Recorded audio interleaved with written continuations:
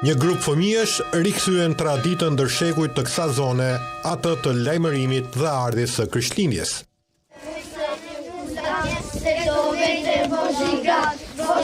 Fëmijët trokasin në portat e fshatit Rehov, duke kënduar këngën e vjetër, derisa dera u hapet dhe u jepen ëmbëlsira, kuleç apo ushqime tradicionale të festës. Më gëzuar shëndet të mira.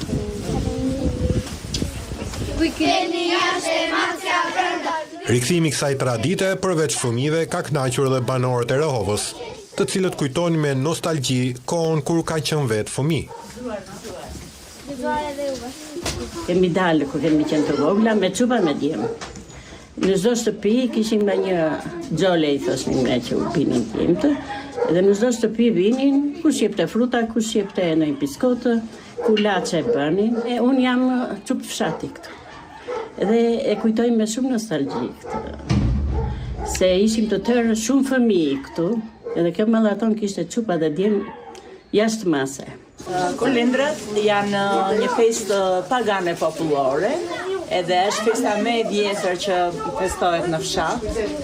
Është festuar vit pas viti nga fëmijët, edhe ajo simbolizon ardhjen e Krishtlindjes së vitin e ri dhe njofton ardhjen e bukës së re.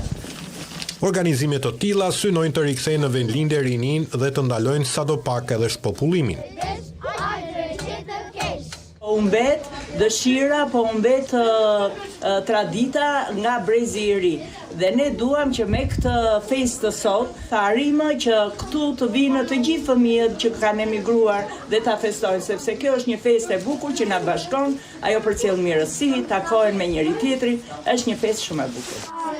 Sipas traditës, kolondrat festohen nga data 20 deri në datën 24 dhjetor në vigjilje të Krishtlindjes.